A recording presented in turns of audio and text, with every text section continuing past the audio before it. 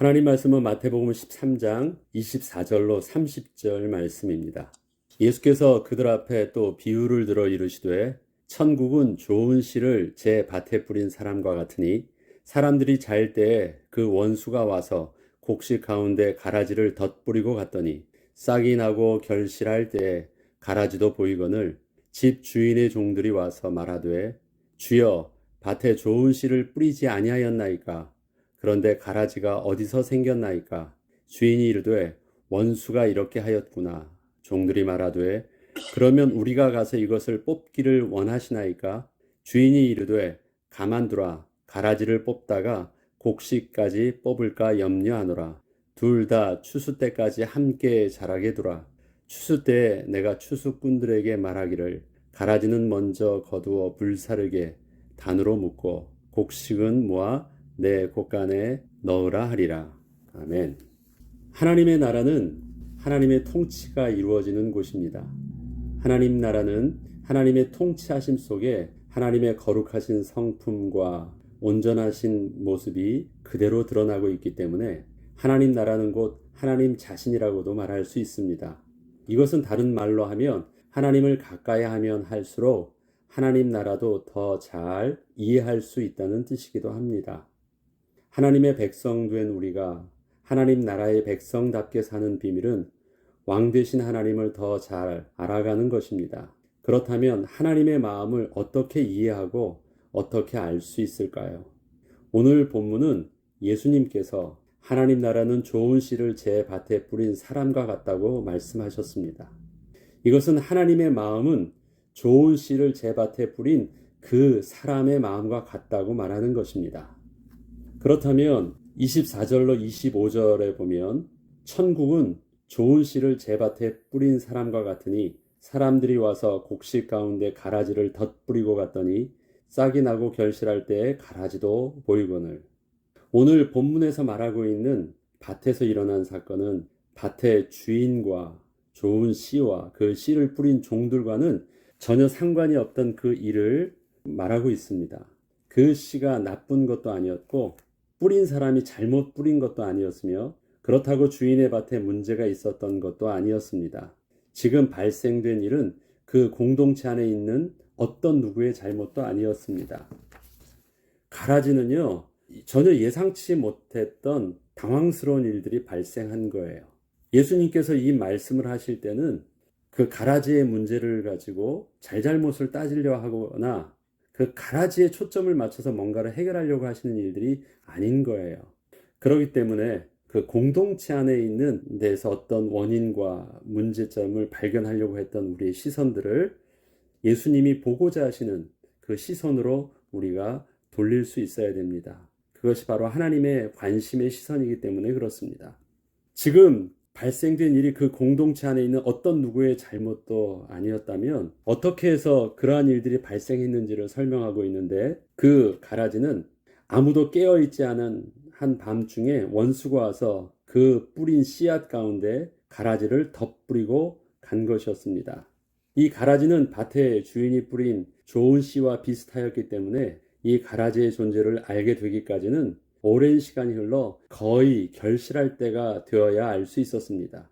그때까지 이 가라지는 그 밭에서 좋은 씨와 동일한 대우를 받으며 잘 자라고 있었던 것입니다. 풍성한 열매를 거두기 위해서 그동안 열심으로 농사를 지었던 종들과 주인이 있습니다. 결실을 얼마 남겨두지 않은 시점에 발견된 이 가라지를 보면서 저들은 어떤 마음을 갖게 될까요? 우리는 예상할 수 있습니다. 이에 대한 반응이 29절에는 이렇게 기록하고 있습니다. 싹이 나고 결실할 때 가라지도 보이거늘 집 주인의 종들이 와서 말하되 주여 밭에 좋은 씨를 뿌리지 아니하였나이까. 그런데 가라지가 어디서 생겼나이까. 원수가 이렇게 하였구나. 그러면 우리가 이것을 뽑기를 원하나이까. 주인이 이르되 가만두라. 가라지를 뽑다가 곡식까지 뽑을까 염려하노라. 여기서 보면 두 가지 반응이 나오죠. 주인과 종들의 반응입니다. 악한 자의 아들들이라고 설명하고 있는 이 가라지는 밤중에 원수가 몰래 와서 뿌려놓은 씨에서 나온 것입니다. 겉은 비슷해 보여도 근본이 다른 씨에서 나온 것입니다. 본문은 이러한 가라지를 대하는 모습에 대하여 두 종류의 입장을 보여주고 있습니다. 하나는 밭의 주인의 입장이요, 다른 하나는 그 주인의 뜻에 따라 밭에 좋은 씨를 뿌리고 가라지를 발견할 그때까지 열심으로 수고한 종들이었습니다. 종들은 이렇게 반응합니다. 집주인의 종들이 와서 말하되, 주여, 밭에 좋은 씨를 뿌리지 아니하였나이까? 그런데 가라지가 어디서 생겼나이까? 우선 종들의 반응에서 알 수 있듯이 종들은 그 가라지를 전혀 생각지도 못했던 가짜였고, 아무런 열매도 거둘 수 없고 좋은 씨에도 해가 되는 나쁜 것이었기에 종들은 그 가라지가 도대체 어디서 왔는지 그 답답함을 주인에게 호소하였습니다. 종들은 좋은 씨를 뿌리고 결실을 얼마 남겨두지 않은 지금의 시점까지 수고하며 밭에서 일을 한 자들이었습니다. 처음부터 주인과 함께하며 실질적으로 자신의 손으로 씨를 뿌리고 자라기까지 수고한 자들입니다. 그런데 그 종들이 주인과 대화하는 내용에서 알 수 있듯이 종들의 관심은 주인의 종으로서 얼마나 열심히 일을 잘했느냐는 칭찬을 받기 원할 뿐이지 그 좋은 씨에서 나올 열매 자체에는 크게 관심 두지 않고 있는 것을 볼 수 있습니다. 왜냐하면 그 열매는 자신의 것이 아니었기 때문입니다. 단지 좋은 씨를 뿌려 좋은 열매를 많이 거두고자 했던 주인의 그 뜻에 맞게 자신의 열심을 다한 수고로 인해서 많이 거둘 수 있게 된 것만 주인에게 잘 어필하고 인정받기만 하면 되는 것이었습니다. 알곡을 거두는 수확의 기쁨은 주인의 몫일 뿐이었습니다. 이거는 우리가 직원된 개념으로 생각해 보면 잘 이해될 거예요. 내 것 아닌 것에 내가 관심을 두고 내가 욕심을 두고 내 것처럼 할 필요는 없습니다. 오히려 자기에게 유익한 것은요, 주인에게 칭찬받고 인정받는 행동과 열심 있는 모습만 드러나면 돼요. 그렇기에 지금 종들은 나쁜 가라지에 대해서만 집중해서 말을 하고 있습니다. 왜냐하면 그 가라지가 자기의 책임이 아니라는 것을 말하려고 하고 있기 때문입니다. 가라지는 가짜입니다. 당장 뽑아버려야 하는 나쁜 것으로 인식하고 지금이라도 당장 뽑아버리겠다고 주인에게 흥분하며 말하고 있는 것입니다. 그것은 자기의 열심 있는 행동과 자기가 지난날 씨를 뿌렸던 그 자기의 행동에 영향을 미칠 수 있는 것이기 때문에 그것을 무마하려는 태도가 그 안에 담겨져 있습니다. 그래서 어쩔 수 없이 그 가라지에 대해서 집중되어 말하고 있는 것입니다. 잘못된 말들은 하나도 없어요. 그런데 중요한 것은 관심입니다. 어디에 집중된 관심이 있느냐라는 걸 말하고 있어요. 이거는 옳고 그름의 문제를 말하는 것이 아니라 어디에 더 무게중심을 두고 관심을 가지고 있느냐인데 종들은 바로 가라지에 관심을 두어서 자기의 입장을 항변하려고 하는 그 태도가 그 안에 담겨져 있었습니다. 그러나 주인의 마음은 달랐습니다. 주인에게서 좋은 씨는 단 한 톨도 버릴 수 없던 소중한 것이었습니다. 그 씨에는 좋은 열매를 거두고자 했던 주인의 바람이 온전히 담겨져 있었기 때문이었습니다. 그런데 주인의 계획에 변수가 생긴 것입니다. 종들은 처음 겪는 일이었고 자신들의 입장에서 요구하기에 급급해서 가라지에 집중해서 자신들의 생각과 계획들을 펼쳐나갔지만 주인은 그러한 가라지와는 상관없이 자기의 기대와 꿈을 담아 좋은 씨에 집중하고 있는 모습을 계속해서 보여주고 있습니다. 가라지의 발생은 종들이 의식하지 못하고 있을 때 원수된 자의 악한 행동이었음을 주인은 또 알 수 있었기에 그리 심각하게 반응하지도 않았습니다. 오히려 더욱 집중하고 있는 것은 종들이 이렇게 흥분되고 또 다급히 경솔하게 반응하고 있는 것 때문에 정말 소중하게 지켜야 할 좋은 씨에서 나올 열매를 하나라도 잃지 않도록 하는 것이 주인의 관심이었습니다. 주인이 가라지를 가만두는 것은 할 수 없어서 못하는 것이 아니었습니다.